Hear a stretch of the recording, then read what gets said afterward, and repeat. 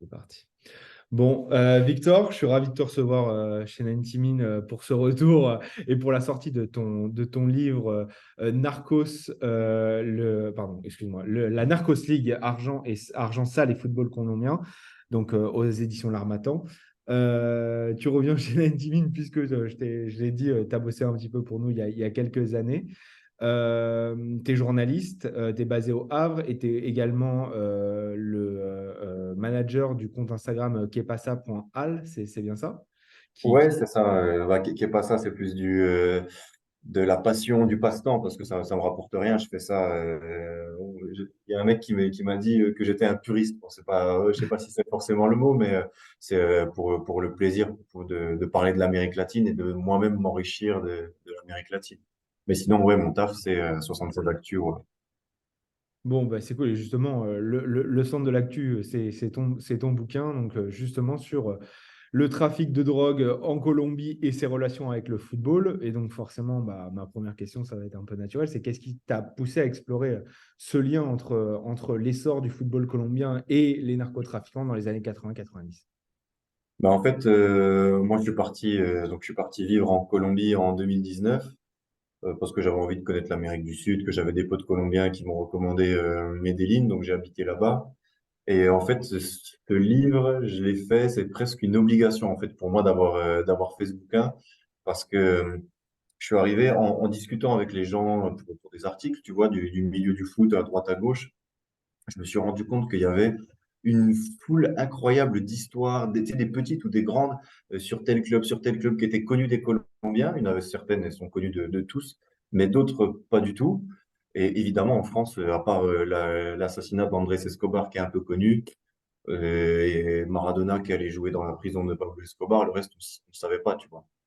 Mais même Et ça, enfin, même, on va revenir un petit peu après sur ces deux histoires, mais particulièrement la première que tu as évoquée. On la connaît, mais que très, très partiellement, et tu l'abordes dans ton bouquin, justement, de manière beaucoup plus approfondie.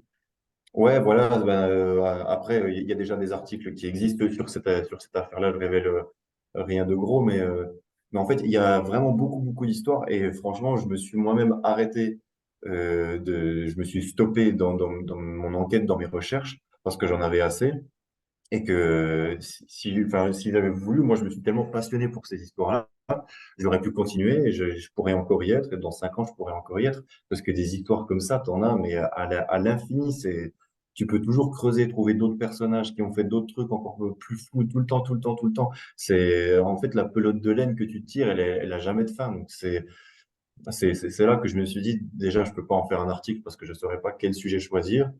Donc je me suis lancé dans un bouquin. J'avais pas prévu d'écrire un bouquin à la base. C'était pas forcément mon ambition. Mais je me suis dit, ça serait trop dommage, en fait, de passer à côté d'un sujet comme ça, quoi. C'est tellement intéressant. Quand j'en parlais à mes potes, des potes journalistes ou pas, ils étaient tous fascinés, quoi. Bon, parce que tu as eu la série Narcos aussi qui est venue rajouter un petit peu de mythe là-dessus. Que tu Mais n'aimes pas trop, d'ailleurs. Ou en tout cas, que les Colombiens n'aiment pas trop.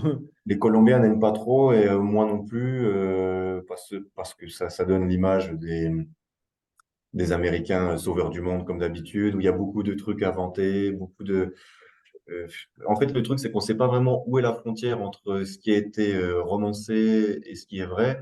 Et du coup, bah, tu t'y perds forcément. Et moi, je pense que ça peut vraiment porter à confusion beaucoup de personnes qui l'ont regardé. Donc, L'exaltation du personnage du aussi, ouais. narcotrafiquant, qui est parfois un petit peu plus problématique aussi.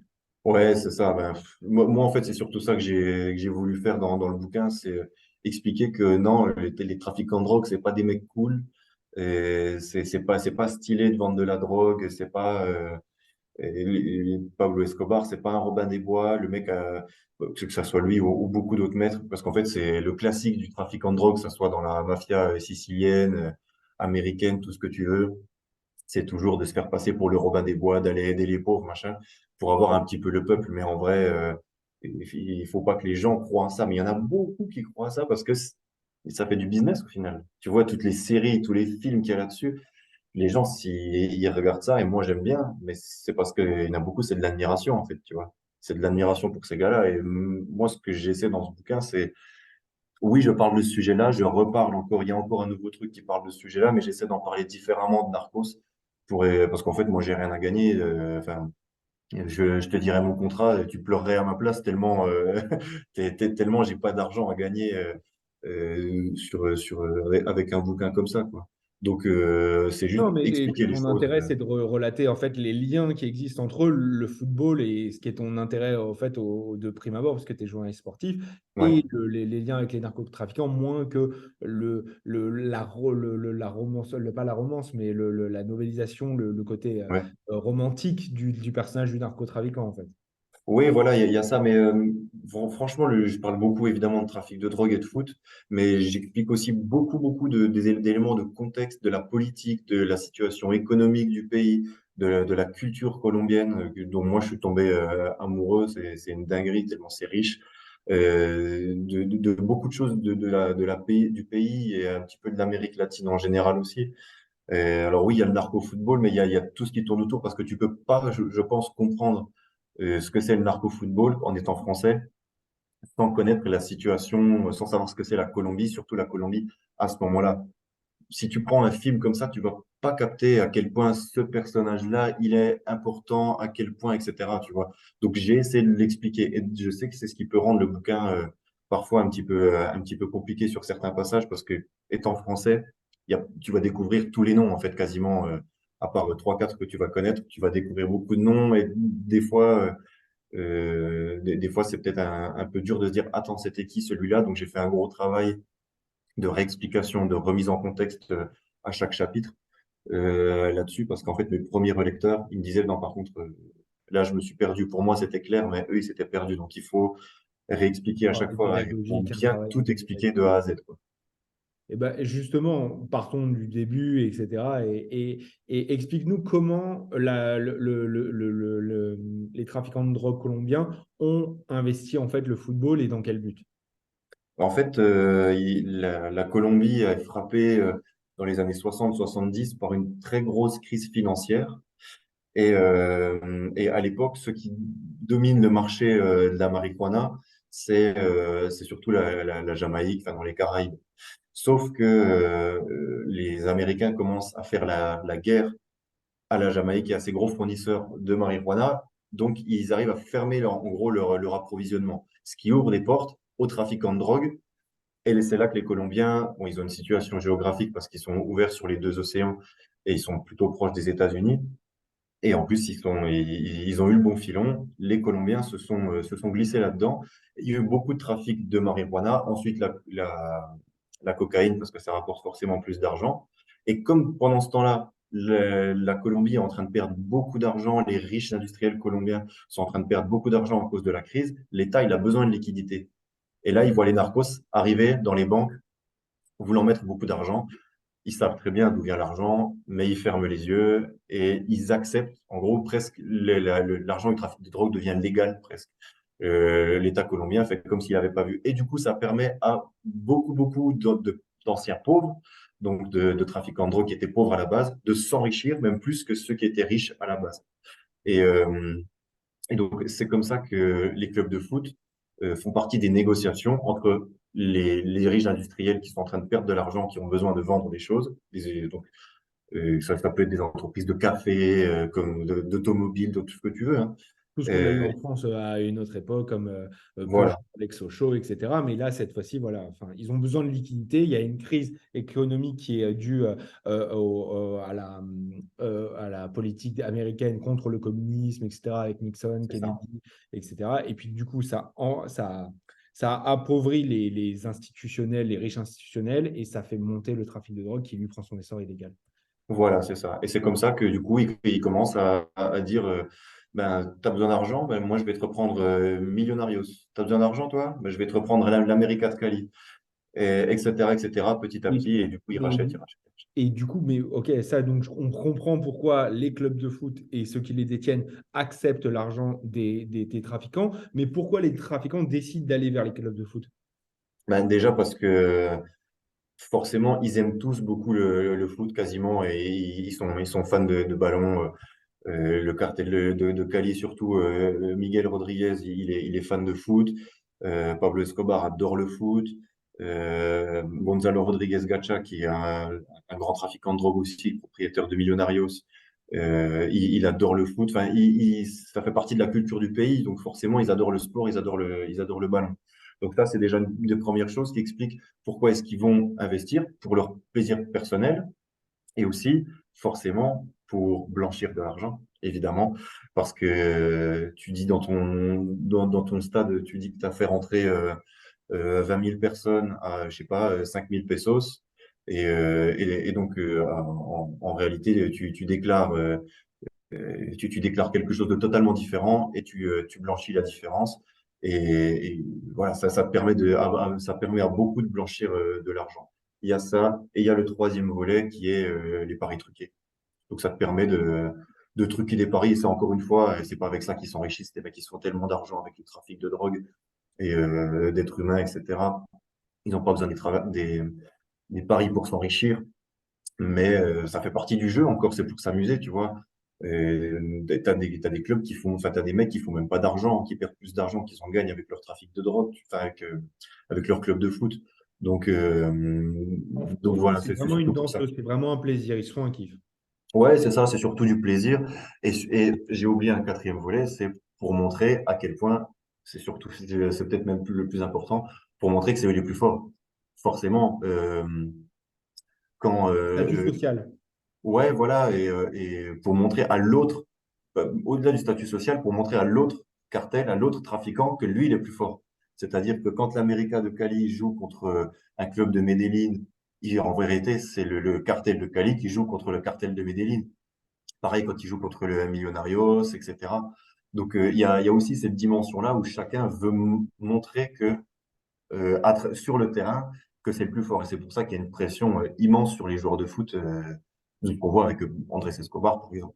Ouais, je voulais qu'on l'aborde, etc. Mais, enfin, mais tu le dis déjà, mais la pression, donc tu racontes une scène, donc on va un peu étendre le truc, mais tu racontes la mort malheureuse de Andrés Escobar, dont on a beaucoup l'histoire en tête, c'est-à-dire on sait que c'est un joueur de l'équipe colombienne qui va au Mondial 94, une équipe colombienne qui est annoncée comme l'une des favorites, même par Pelé, etc. Et puis Mhm. qui se fait éliminer de la phase de groupe avec notamment un match contre les États-Unis où ce défenseur gaucher très talentueux, Andrés Escobar, marque un but contre son camp et se fera assassiner derrière. Donc, et tu racontes dans ton bouquin à quel point, déjà avant le match, il y a eu une énorme pression sur la sélection colombienne. Ouais, bah, il le savait. Bah, on est quand même en 94, une époque où Pablo Escobar est mort, il faut s'en rappeler, depuis un an, mais où on est sur un premier déclin du narco-football en Colombie, parce que l'âge d'or, si on peut appeler ça comme ça, du narco-football en Colombie, c'est les années 80. Mais du coup, c'est quelque chose qui est ancré dans le foot colombien. Donc les mecs savent tous comment les choses fonctionnent. Beaucoup bah, en fait, il n'y en a même aucun qui a pu passer à côté d'un narcotrafiquant, quoi. Ils ont tous côtoyé. Donc, ils vont à la Coupe du Monde en sachant déjà pertinemment qu'il y aura une grosse pression. Mais en plus de ça, ils reçoivent des menaces via leur entraîneur, via des coups de fil, de paris truqués. On ne sait pas vraiment. Il y a cette rumeur tenace des paris truqués qui est certainement vraie parce qu'il y en avait partout. Bon, en Mais tout qui cas, est démenti par Caicedo et parce que tu nous as dit un peu avant, c'est-à-dire qu'ils n'en ont pas vraiment besoin, c'est pas un enjeu pour eux. ouais, voilà, c'est pas forcément un enjeu, mais dans tous les cas, eux, s'ils ont misé beaucoup d'argent sur la Colombie gagnante, les joueurs, ils savent que derrière, ils ont des fusils sur la tempe, en fait.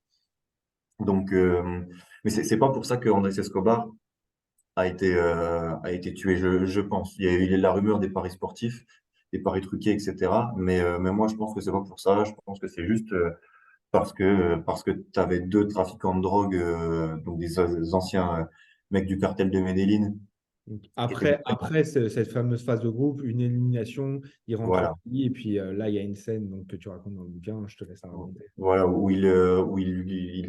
il l'embête dans un bar en lui disant quel but t'as mis, etc., but contre son camp. Et lui, il est pas du genre à faire des ennuis, il est très bien élevé. Donc il accepte une fois, deux fois, 15 fois. Mais la 16e fois, juste avant de monter dans sa bagnole, avant de partir, il leur dit, bon les gars, lâchez-moi. Et les mecs s'énervent parce qu'il a osé leur répondre, parce que ces mecs se croient tout permis et le passé leur a montré qu'ils sont presque tout permis en fait dans la Colombie à cette époque-là. Et donc il s'embrouille avec lui et le chauffeur de ces deux gars-là, un certain Munoz, Humberto Munoz, sort de sa bagnole, il est un peu dans le gaz, il est en train de faire une sieste et il allume Andrés Escobar à bout portant dans sa bagnole qui survivra pas sur le chemin de l'hôpital. Donc ça, c'est le très très gros traumatisme en Colombie. Et d'ailleurs, on dit là-bas, on ne parle pas d'Andrés Escobar, on dit juste Andrés et les gens savent. En fait, tu vois. Et donc là, on voit à quel point bon, bah, les narcotrafiquants ont eu de l'impact, etc. Et tu racontes bien dans ton bouquin sur les clubs. Comment ça se passait du coup au niveau de la compétition? À quel point elle était bah, truquée? À quel point elle était impactée par en fait, ces cartels, etc. Donc les arbitres, les joueurs, comment ça se passait exactement? Bah, sur le championnat colombien, le plus gros exemple, en vrai, enfin, il y en a tellement d'exemples, mais je vais prendre l'équipe qui a tout gagné quasiment, qui a gagné quasiment tous les championnats. C'est l'América de Cali, donc le club du cartel de Cali.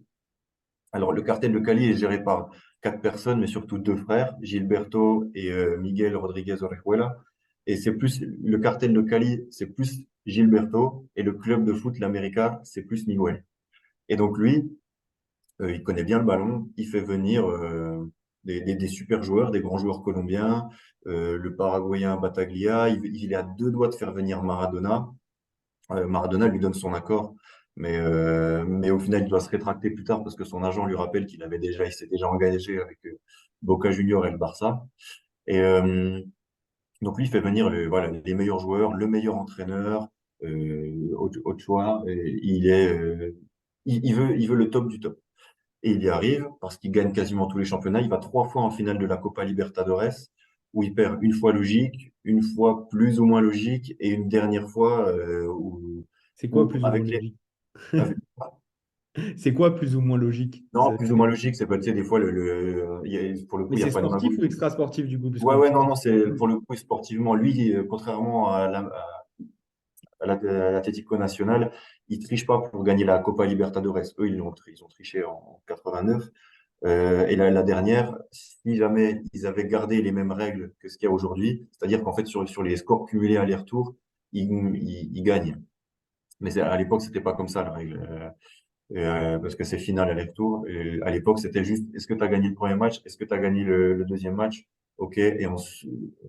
Si, peu importe le score, ensuite, il y a un troisième match et c'est la troisième finale, quoi. C'est un peu comme les finales NBA, on va dire.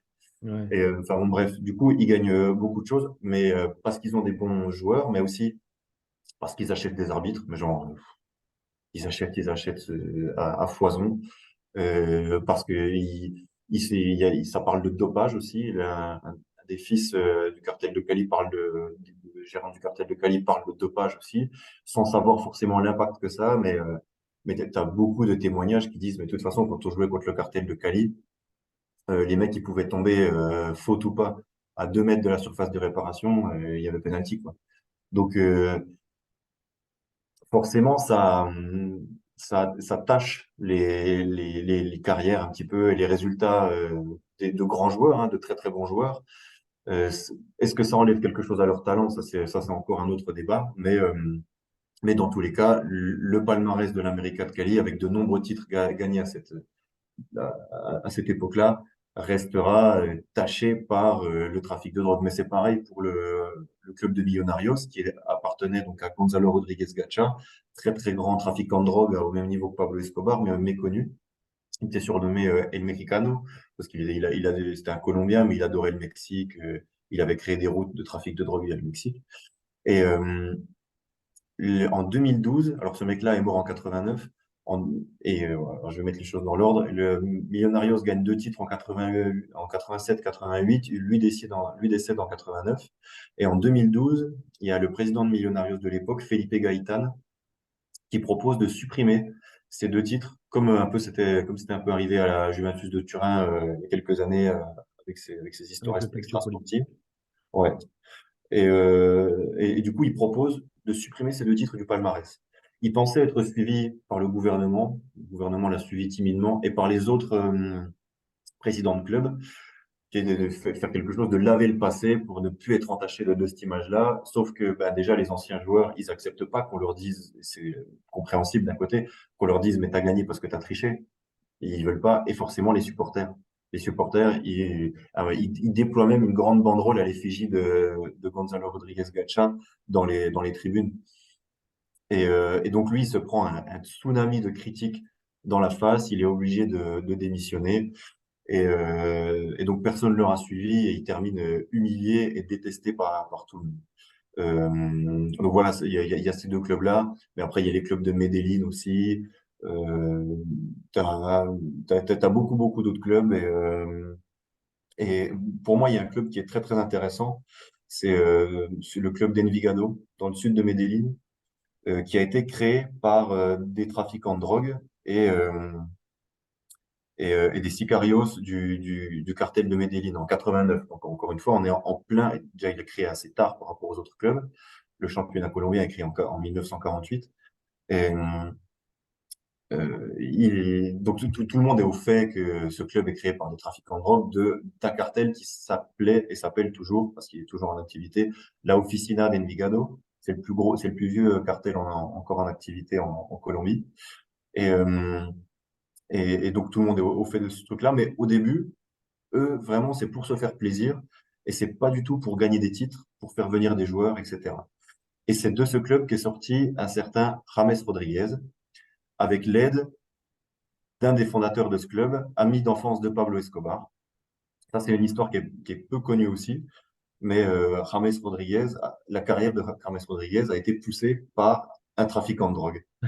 Et pareil pour Juanfer Quintero, qui est un peu moins connu, mais qui est quand même venu jouer en France, qui a percé un peu à Porto. Je crois qu'il est retourné en Colombie, là. Ouais, à Rennes, il me semble qu'il Il est fait. passé à Rennes, c'est ça, ouais, sans grand succès, mais il était passé à Rennes, c'est ça. Quand il arrive, il est très attendu, je me rappelle. Ouais. Ouais, ouais, bah, il avait été très bon à Porto. C'était un bon joueur technique, quoi. Mais souvent les joueurs colombiens sont bons, mais déçoivent un peu dans leur carrière. Tu dis toujours, ah, ils auraient pu faire plus, ils auraient pu faire plus. Non, Mais donc, merci. James, Mario Yepes. Mario Yepes, ouais, il y a Yepes, ça, voilà, grand joueur. Falcao, grand joueur. Ouais. Euh, non, mais James, en fait, ce gars-là, il s'appelle Gustavo Upegui, Mhm. donc le trafiquant de drogue, ami de Pablo Escobar. Donc lui, c'est un mec dangereux qui a déjà fait un peu de prison, qui aurait dû en faire plus évidemment. Tout le monde me l'a décrit à Envigado comme un visionnaire du foot. Moi, c'est assez dingue. Tout le monde m'a dit qu'il avait un sixième sens en fait, Visionnaire pour- à quel niveau, ouais. parce qu'il arrive à repérer le talent chez les joueurs. Bon, souvent, en fait, c'est pour ça qu'il y a beaucoup de joueurs qui sont sortis d'Envigado. Tu as des mecs comme Freddy Guarin, Dorlan Pavón, Giovanni Moreno. Enfin, c'est tous des mecs qui ont été de Franck Fabra, qui ont été internationaux, sans forcément arriver jusqu'en Europe, mais qui ont été internationaux colombiens. Et c'est ce gars-là qui les a repérés, ou en tout cas qui a permis de les repérer. Parce qu'il voulait repérer des jeunes et les faire progresser. C'est pour ça que la devise du club, c'est le centre de formation des héros, la cantera de héroes à Envigado. Et qui a beaucoup, beaucoup, c'est réputé pour ça, quoi. Et donc, lui, il connaît tous les joueurs du club, leur date de naissance. Il passe son temps à les regarder jouer toute la journée sur le terrain. C'est un fan de foot, vraiment. Ça n'empêche pas que ce soit une ordure, hein. Mais il adore un tournoi qui est organisé tous les débuts d'année en janvier ou février à Medellín. Medellín, grosse terre de foot en Colombie. Qui s'appelait à l'époque la Pony Football. Maintenant, ça s'appelle la Baby Football. Moi, je suis allé voir, c'est assez fascinant. C'est des gamins de 10-12 ans et des gamines aussi maintenant qui font un tournoi, mais dans des conditions de pro. Donc, match retransmis à la télévision, avec des interviews, équipementiers, sponsors. Il faut payer pour rentrer. Tu as les parents, etc., qui chantent dans les tribunes. Enfin, c'est assez impressionnant. Moi, ça me met un peu mal à l'aise qu'on mette ces gamins dans ces conditions-là, mais c'est un autre débat. Et donc, lui, il est hyper excité pour aller d'aller à ce tournoi à chaque fois. Et il l'est encore plus au début des années 2000, je sais plus quelle année il le repère, parce qu'il y a un petit gamin qui vient de l'Academia Tolimense, donc de Tolima. C'est une autre ville en Colombie, qui pète tout, en fait, qui crève l'écran.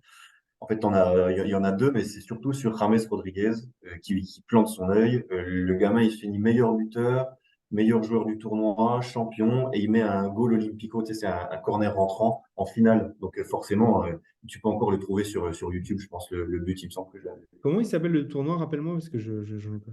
Si tu mets Pony, Pony, Ok, football, merci. FUTBOL, normalement, tu dois trouver. Et maintenant, c'est Baby Football.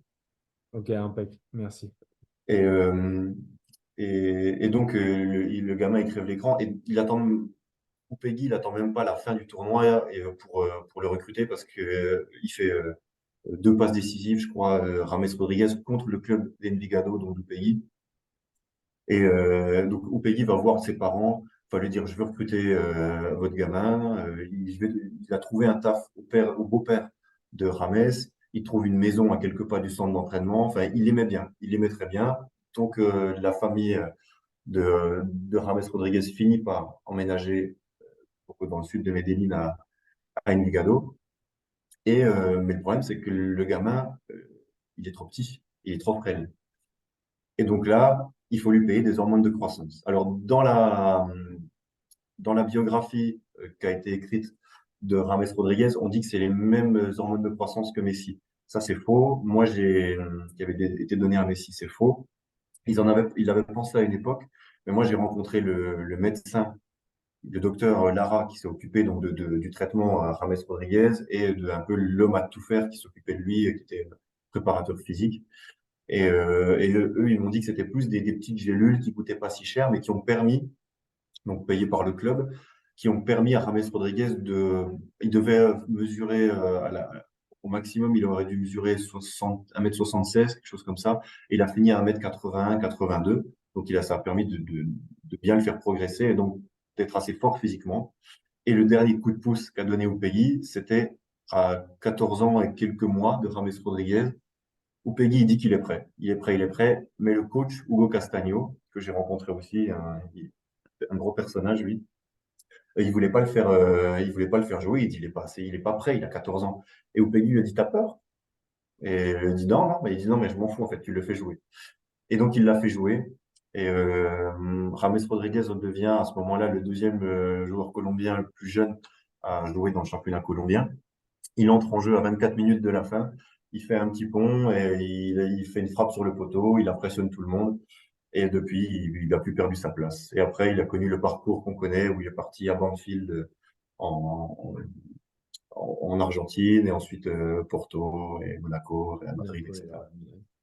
ok, intéressant, intéressant. Et je voudrais juste revenir un petit peu au championnat et à l'impact direct. Mais quand tu disais qu'en fait, à la fin, le championnat colombien, c'était les cartels qui s'affrontaient.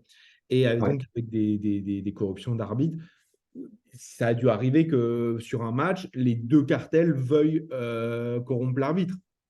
Ben, en gros, c'est à qui paiera le plus cher. Oui, mais Et genre, j'imagine bien que l'arbitre, il va pas aller vers le moins cher, mais il ne se fait pas menacer de mort par l'autre cartel s'il accepte l'offre de l'autre. ben, Ah, il est protégé. c'est déjà arrivé. Après, des témoignages d'arbitres, il y en a évidemment très peu. Mais en gros, là, on va dire que si tu as un arbitre qui va dire ben, c'est con parce que l'équipe à côté, elle m'a déjà proposé du blé. Là, l'arbitre, en fait, c'est juste un pion. C'est eux qui discutent entre eux. Et en général, ce qu'ils disent à l'arbitre, c'est on te paie pas pour que tu siffles pour nous. On te paie pour que tu siffles bien, que tu sois juste, tu vois. Et donc le mec, évidemment, qui veut siffler bien, mais si on te dit, si c'est Pablo Escobar qui dit, t'as intérêt de bien siffler, Ah ouais, tu vas j'ai bien bien siffler sifflé. pour lui, quoi. Ouais, ouais, j'ai bien sifflé. Donc évidemment, ça, c'est arrivé, ces problèmes-là, mais du coup, c'est les cartels qui se mettent d'accord entre eux et des arbitres qui ont disparu, où il y a eu des histoires bizarres à ce niveau-là, enlevés ou tués. Bah, c'est arrivé plusieurs fois. Et en fait, les mecs, c'était juste des victimes. Et il y en a beaucoup qui disaient, surtout après 88, où il y a eu une vague d'enlèvement, où les mecs disaient, bah, moi, je pars de chez moi pour arbitrer un match. Je sais pas si je vais revenir, en fait, tu vois. Et pareil pour les joueurs, en fait, j'imagine aussi. Ouais, bah, des joueurs, Sans être corrompu, soudoyé. Enfin, ben, corrompus, pression, oui. pression, quoi. Ouais, ouais, bah, de la pression, ça c'est sûr. Corrompus, il y en a eu, mais surtout, t'en as qui ont failli rester. Moi, j'ai discuté avec un mec qui est très connu en Colombie, mais pas du tout ici, qui s'appelle Pedro Sarmiento, qui a trempé beaucoup dans des histoires comme ça. Lui, il a joué plusieurs années à l'Atlético Nacional, au club de Medellín, et en 85, donc en pleine, non, 88, 85, je sais plus, il part pour l'América de Cali, qui est donc le club du Cartel du Cali. Il reste 3 ans là-bas. Et un jour, il se fait séquestrer parce qu'en fait, il rentre toutes les fins d'année à Medellín pour voir sa belle famille. Et un jour, en rentrant à Medellín, il se fait séquestrer, lui et sa belle famille. Lui, il est relâché. Sa belle famille se fait tuer. Il a 3 beaux-frères et ses 2 beaux-parents, quelque chose comme ça. Ils sont tous zigouillés parce que le cartel de Medellín pensait que Pedro Sarmiento, en partant à l'América de Cali, avait donné des informations sur le cartel de Medellín à l'América de Cali. Et quelques années plus tard, les sicarios qui ont fait le coup sont venus voir Pedro Sarmiento, ils lui ont dit désolé, on s'est trompé. On a tué ta belle famille, mais c'était une erreur. En fait, ils avaient rien à se reprocher.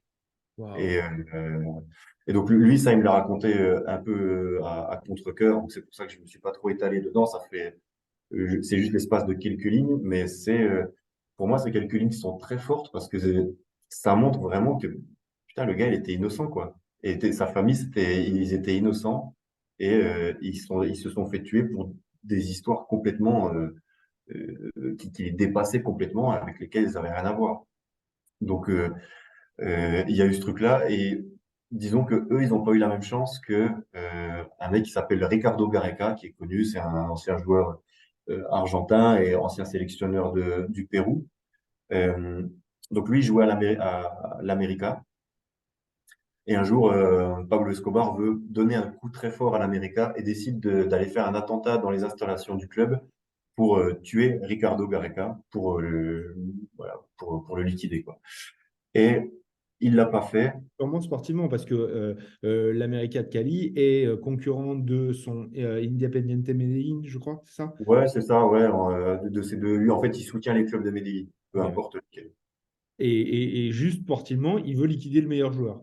Voilà, c'est ça. Comme si En fait, demain, le président de l'OM voulait aller liquider Kylian Mbappé parce que c'est le meilleur joueur. voilà, en gros, c'est ça. En fait, on est sur des années, je sais pas s'il l'était à la base, mais en tout cas où il a complètement pété un boulon, où il tue tout le monde, il fait des attentats sur des innocents pour tout et n'importe quoi, c'est-à-dire qu'il va payer des gens pauvres pour aller se faire sauter à droite à gauche, pour aller se faire sauter dans un avion. Enfin, on est dans un moment où il pète complètement un plomb. Et là, s'il tue pas, si finalement il se rétracte et il ne tue pas Ricardo Gareca, on n'a qu'une seule version. J'ai pas réussi à en avoir d'autres. Il n'y en a pas d'autres, je crois, qui soient connus à l'heure du jour.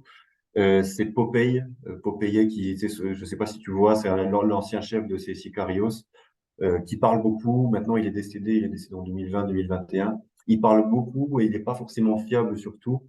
Ah. Il est c'est un personnage un peu sulfureux. Et selon lui, c'est par amour du foot de Pablo Escobar, qui était vraiment un fan de foot, hein, qui s'est rétracté. Il a dit non, je vais pas tuer un mec qui est aussi élégant au final et qui l'aimait voir jouer, quoi. Donc c'est ça la version. On y croit, on n'y croit pas. Moi, je sais même pas si c'est vrai ou pas. Tout ce que je sais, c'est que c'est la version de Popeye et voilà. Je n'ai pas été en mesure de la vérifier.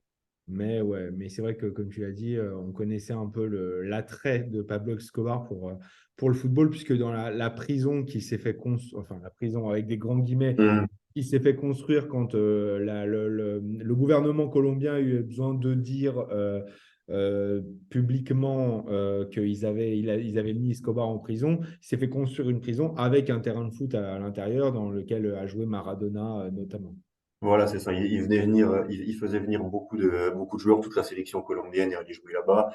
Et Pablo Escobar, il était sur le terrain et son fils disait il y avait un arbitre sur le terrain, mais il servait à rien parce que si Pablo Escobar il voulait faire annuler un but, il le faisait annuler. Si jamais il perdait le match, il changeait de maillot et puis il passe avec l'équipe suivante.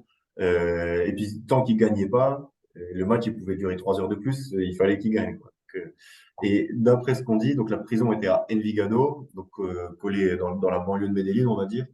Euh, on dit que depuis Medellín, tu pouvais voir si Pablo Escobar était en train de jouer un match ou pas la nuit, parce que l'éclairage était tellement fort que si tu voyais de la lumière là-bas, c'est qu'il jouait un match, quoi. Donc, ouais, ouais, il jouait souvent au foot, et il faisait venir tout le monde. Et c'est marrant parce que Maradona admet, qu'il y a un gros témoignage que tout le monde peut trouver sur Internet, où il admet qu'il était allé jouer, qu'il avait vu il a dit les plus belles prostituées de sa vie, enfin les plus belles femmes, mais bon, c'est que c'était, voilà, les prostituées de sa vie. Il a fait la fête, etc. Et on imagine quel genre de fête.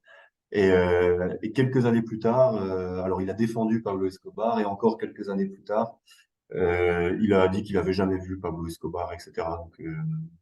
Donc voilà, mais de toute façon, on sait qu'il y est vraiment allé. Il y a des gens qui étaient sur le terrain, qui ont joué avec lui. Il y a lui, et puis il y a René Guita aussi qui a parlé de ces matchs à la cathédrale, comme était appelée cette prison. Ouais, c'était le nom de la prison. Voilà, c'est ça. Euh, à quel point le public a conscience du fait que le championnat est pas clair, enfin, du fait que les narcotrafiquants sont impliqués, qu'ils peuvent parfois aller payer des arbitres, que c'est des affrontements entre cartels. Quelle est la part de connaissance du public dans ces enjeux-là sportifs?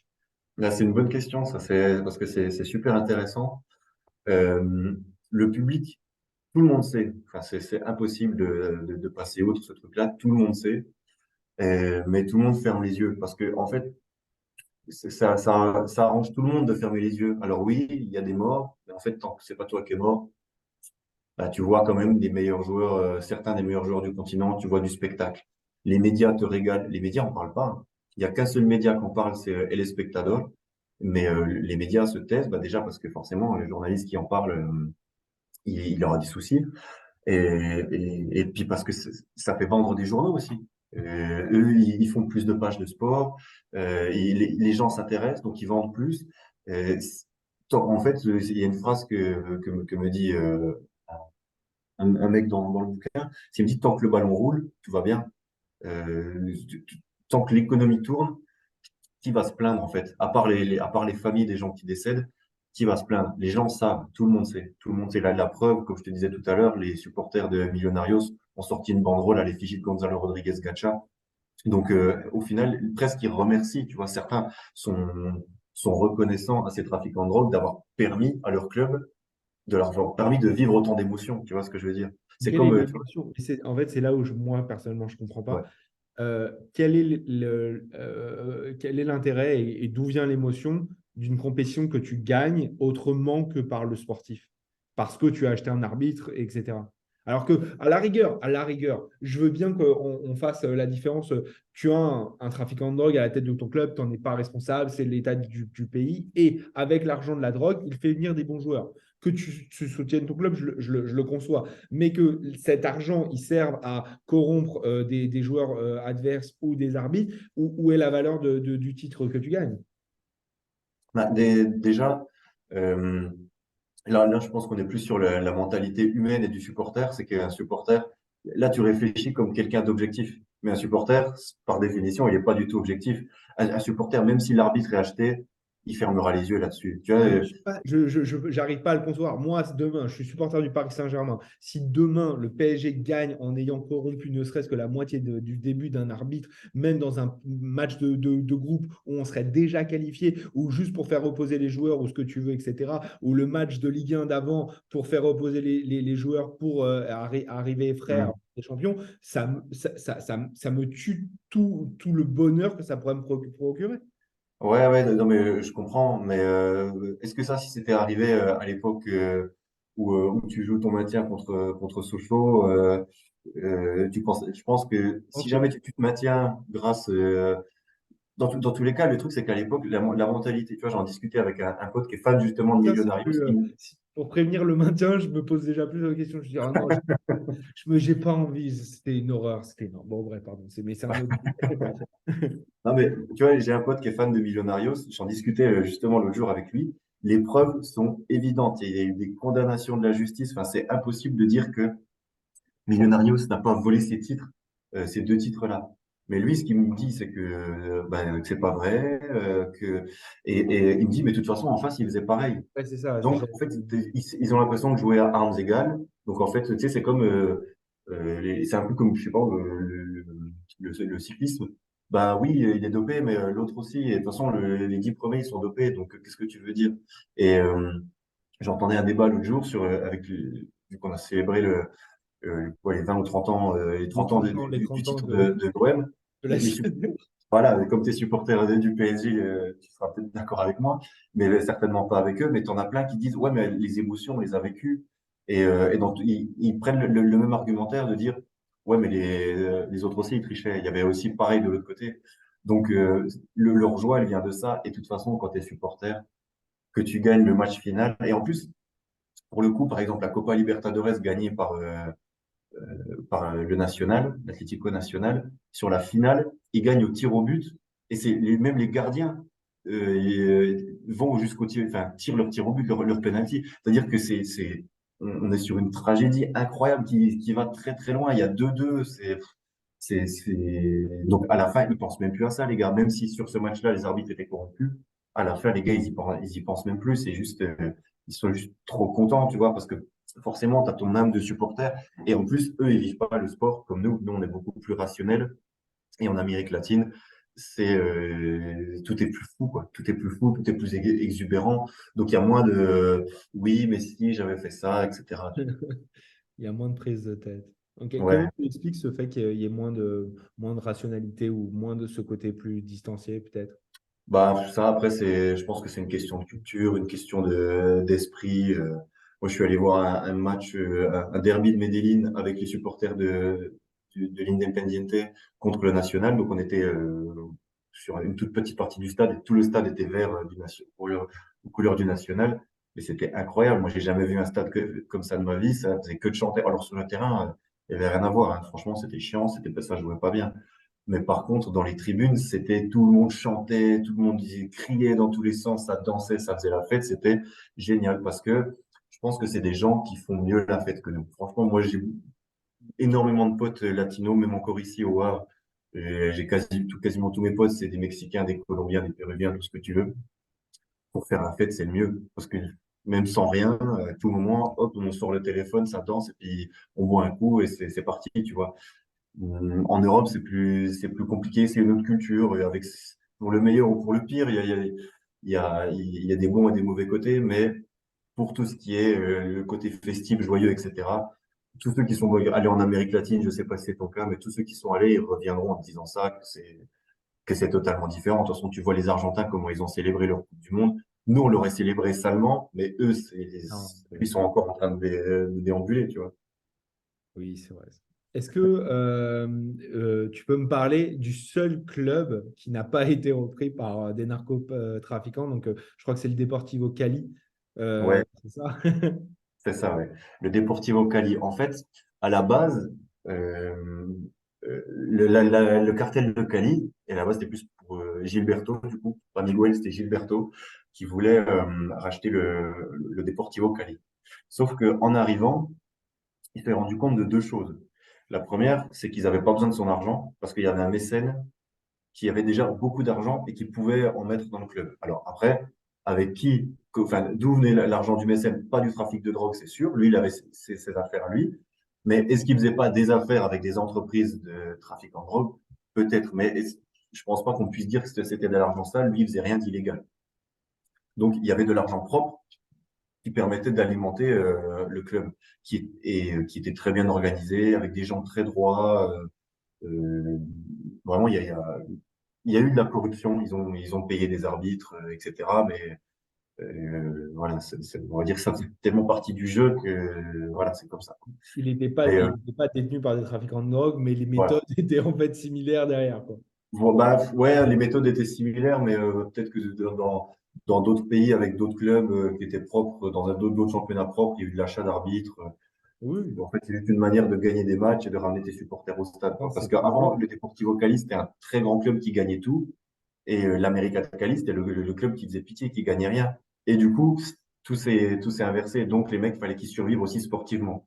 Et la deuxième raison pour laquelle Gilberto Rodriguez Orejuela, il n'a pas pu rentrer dans le club, c'est parce qu'il faut 2000 socios, c'est la base du Deportivo Cali, il faut 2000 socios dans le club, ce qui empêche naturellement d'avoir un actionnaire majoritaire qui va dire, moi, j'ai 70% et donc je fais ce que je veux du club.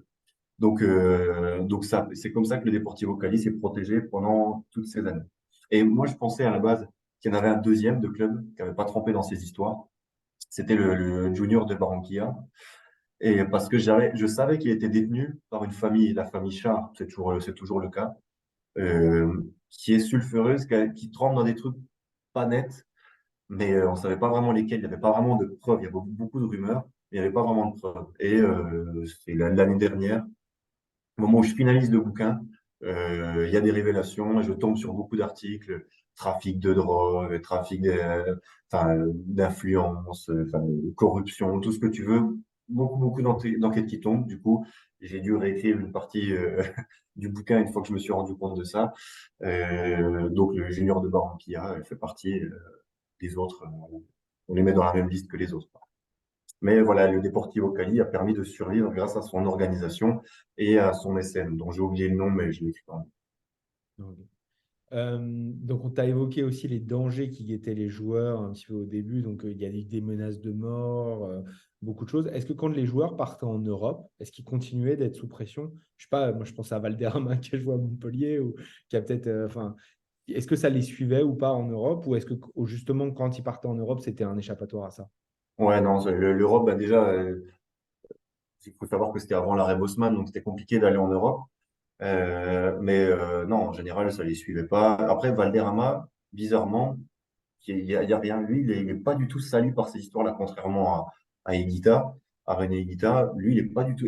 Parce que c'est aussi une figure du Deportivo Cali, comme quoi il n'y a pas de hasard. Même s'il a joué dans d'autres clubs, il a joué à Barranquilla notamment, mais il a joué dans beaucoup d'autres clubs. Mais lui, il a pas été sali par ces trucs-là. C'est toujours été un mec hyper propre. Je pense que c'est vraiment un bon gars, Valderrama.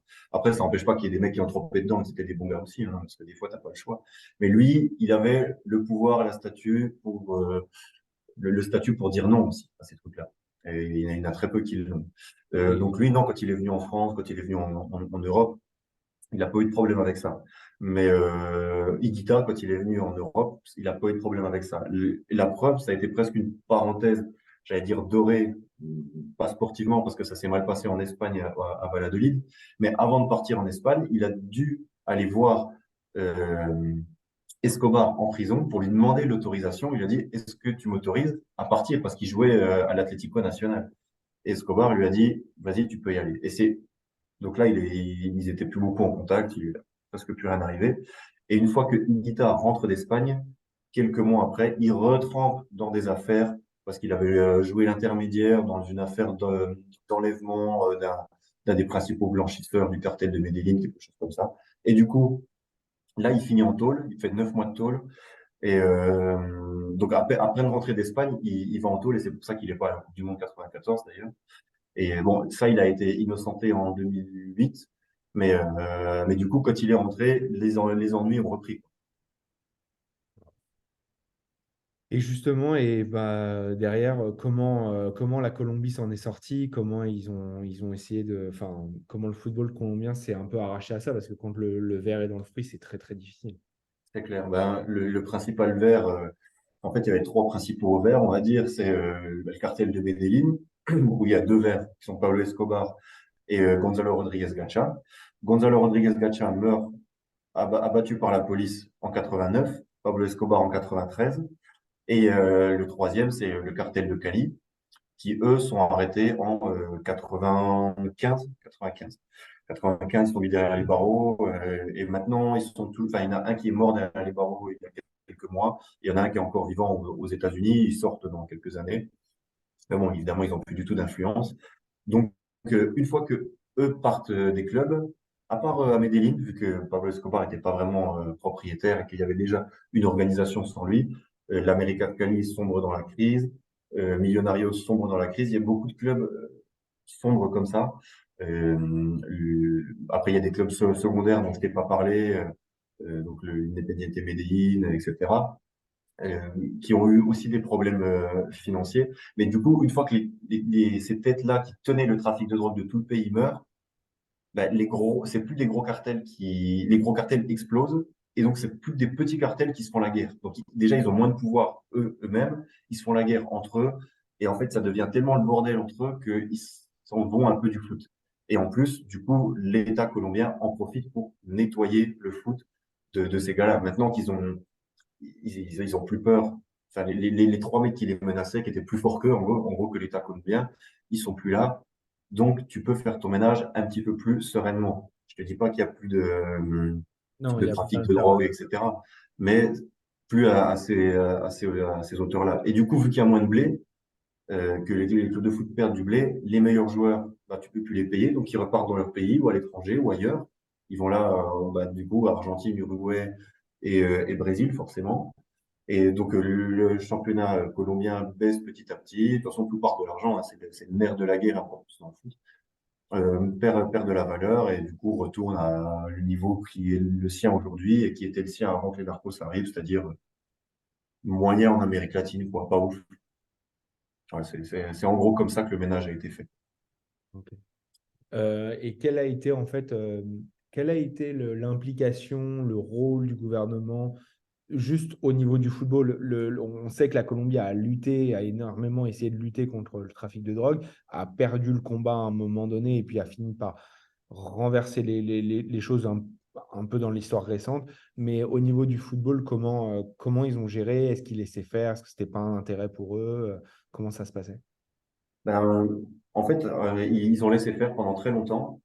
Et en 83, le ministre de la Justice, Rodrigo Lara Bonilla, c'est le premier mec qui ose dire en conférence de presse devant tout le monde. Il nomme six clubs, je crois. C'est des clubs qui sont pénétrés par le trafic de drogue. Il le dit tel quel. Donc tout le monde est choqué. C'était un peu un secret de polichinelle, tu vois. Mais là, il ose le dire. Il affiche les mecs sur la place publique, les clubs sur la place publique. C'est comme ça qu'il s'attire les foudres, notamment de Pablo Escobar, du cartel de Medellín, qui finiront par le tuer en 84 ou 86. Et, donc, c'est comme ça d'abord que le gouvernement, donc lui, c'est le premier à prendre la parole. Ensuite, il y a Carlos Galán qui prend la parole, qui est tué et juste avant d'être élu président, parce que c'était sûr qu'il allait l'être en 89. Et donc, forcément, ça refroidit beaucoup de monde. Il y en a beaucoup qui se taisent. Et, euh, et il y a beaucoup de lâcheté et forcément de corruption. Lâcheté parce que forcément, les mecs veulent pas s'attaquer à ça parce qu'ils tiennent à leur vie. Ce que tu peux comprendre, hein, je sais pas si à leur place, je serais allé au front, forcément. Et, euh, et Pas de sûr. corruption. Ouais, non, je pense pas que j'y serais allé non plus. Et surtout, ce qui est derrière pas de la corruption, c'est qu'un mec qui a du pouvoir, qu'on te dit, bah, on va pas te buter et tu vas nous favoriser. Par exemple, il y a une anecdote. En 94, mince, j'ai oublié le nom de ce mec, Samper. J'ai plus son prénom, j'ai oublié son prénom. Samper, c'est le futur président. Ah, donc, pendant sa campagne électorale, il, il, il y a, il y a comment dire, toute la sélection, juste avant qu'elle parte à la Coupe du Monde aux États-Unis, toute la sélection colombienne est guidée par des faux agents de sécu. Ça, c'est vrai qu'elle est marrante, cette histoire. Par des faux agents de sécu dans un bus pour éviter les vrais agents de sécu pendant un rassemblement, tu vois. Il les emmène dans la demeure de Miguel Rodríguez Orejuela, donc le chef du cartel, Ernesto Samper, bien vu, donc le chef du cartel de Cali. Et donc là, ils font un grand repas. Et donc, ils expliquent que si jamais si vous allez dans vos interviews pendant la Coupe du Monde, avant, etc., vous parlez bien, vous dites de voter pour Ernesto Samper, on vous donnera ces sommes d'argent. En annonçant des primes aussi pour si jamais il gagnait des matchs, si jamais il marquait des buts, etc. Mais ils disent, voilà, vous allez bien parler d'Ernesto Samper, sachant que les mecs sont venus cagoulés pour pas qu'ils sachent où est-ce qu'ils vont, hein. Alors, ça, c'est un petit détail que j'ai pas précisé. Et donc, c'est Ernesto Samper qui va être élu président de la République. Et dans la foulée, donc voilà, on voit que lui, il est là, hein. Il est là, il leur serre la main, il leur dit bon, salut les mecs, bonne chance. Voilà. Il tremble complètement avec le cartel de Cali. Donc, il va être élu et dès son élection, il y a un grand scandale qui éclate. C'est le procès le procès 8000 et donc qui montre à quel point gros, toutes les couches de la société ont trempé dans la corruption pour permettre à Ernesto Samper d'être élu président, dont Pacho Maturana, donc le Le, sélectionneur historique de la Colombie, et beaucoup d'autres joueurs, dont Pedro Sarmiento, dont je parlais tout à l'heure, très respecté. Parfois, ça a été prouvé, parfois, ça n'a pas pu être prouvé, mais il y a des écoutes. Ça a été quelque chose de 8000, enfin 8000, c'est pour le nombre de personnes qui ont trempé dans cette affaire-là, quoi. Donc, c'est pour montrer que même en 94, ça continue à être corrompu. Il faut pas se mentir. C'est le mal de l'Amérique latine, c'est que, comme de l'Afrique ou d'autres pays, d'autres continents, c'est que la corruption, ça fera toujours partie intégrante de la société, malheureusement, et c'est ce qui gangrénera toujours ces sociétés-là, quoi. Même si avant, c'était certainement encore pire, on peut pas dire que ça n'existe plus aujourd'hui. ouais. Si bien que je t'ai entendu dire qu'aujourd'hui, après ce bouquin, tu ne peux plus mettre les pieds en Colombie. Ouais, bah, ça, de toute façon, je le savais en faisant mes investigations là-dessus, à partir du moment où j'ai creusé Je pour. t'interromps, mais tu commences même ton livre par dire, voilà, dans ce livre, tout ce qui est raconté est vrai. Je vais citer des noms. Et sans déconner, t'as pas eu peur justement de ça, quand même? Ben, non, mais en fait, j'ai peur d'y retourner. Enfin, j'y retournerai pas parce que j'ai peur, justement. Maintenant, j'ai pas peur, je suis en France, ils s'attaqueront pas à moi ici. Mais d'ailleurs, tous les mecs qui ont écrit des bouquins sur ces sujets-là n'habitent plus en Colombie et ne mettent plus les pieds en Colombie, évidemment. Sur le moment, quand tu as un mec que tu sais qui est descendant, qui traîne un peu dans donc le cartel dont je te parlais tout à l'heure, l'Oficina d'Envigado, qui est dans lequel j'ai le plus creusé, qui te dit ça tu l'écris, mais si tu l'écris, tu vas avoir des problèmes, voilà. Et forcément, tu le prends au sérieux, et sur le moment, bah, tu baisses les yeux, ouais, Tu forcément. vas avoir des problèmes, genre, c'est un conseil bienveillant ou c'est une menace? Tu vas avoir des problèmes. Les deux, franchement, en fait, il y en a avec qui je me suis très bien entendu, qui m'ont dit, en gros, parce que moi, ils me voyaient tous comme un gringo, ils me disaient gringo, évite ça, je te le dis pour toi, le jeu en vaut pas la chandelle, ils m'ont dit. En gros, c'est pas pour un bouquin, te mets pas dans ces histoires-là. Si j'étais resté en Colombie, ils avaient totalement raison. Puis peut-être que pour certains, le jeu en vaut pas la chandelle. Pour moi, il en vaut largement la chandelle parce que j'ai adoré ça, euh, ouais, mais des fois, t'en avais qui me le disaient, qui m'aimaient moins bien, qui me voyaient plus comme, tu sais, les journalistes, on a un peu vu comme des fossoyeurs, quoi, les fouilles merdes un petit peu parfois, quand tu mets ton nez dans les affaires qui gênent un peu. Donc, eux, ils m'ont dit, par contre, tu vas avoir des problèmes. Sans me dire quels problèmes, mais je pense qu'on les a tous devinés plus ou moins, parce qu'en fait, là-bas, les histoires se règlent à peu près toujours de la même façon. Ça se règle sur une moto avec deux mecs, et puis voilà, quoi. Donc malheureusement, je pourrais plus jamais retourner en Colombie et c'est un adieu douloureux pour moi parce que j'ai adoré ça et que j'ai encore plein de potes là-bas et que j'adore ce pays. Mais ça aurait été encore plus douloureux de pas sortir ce bouquin sur lequel j'ai tant travaillé et sur lequel, enfin, c'est un sujet, il n'y a pas un seul sujet sur lequel je connais autant de trucs maintenant, tu vois. Donc voilà, C'est tu vois. certain. Bah écoute, ouais, mais félicitations vraiment parce que c'est un travail de longue haleine avec vraiment bah, beaucoup de recherches qui Merci. entremêlent l'histoire du football, l'histoire de la société colombienne et l'histoire des cartels évidemment. Donc en général de l'Amérique latine vraiment à un plus grand niveau et vraiment félicitations. Donc je rappelle que ton bouquin est aux éditions L'Harmattan, ça s'appelle La Narcos League, Argent sale et football colombien. Merci beaucoup, Victor, d'avoir répondu à mes questions et d'être venu en parler sur 90 Min. Merci à toi, c'est cool. J'espère à bientôt, que ce soit pour un autre bouquin, pour parler de foot différemment, forcément, et peut-être avec moins de sérieux ou en tout cas avec moins de répercussions aussi morbides parfois. Ça marche. Merci beaucoup d'avoir pris le temps de parler de ce livre. Bah, je t'en prie, je t'en prie. Je vais arrêter l'enregistrement à partir de maintenant.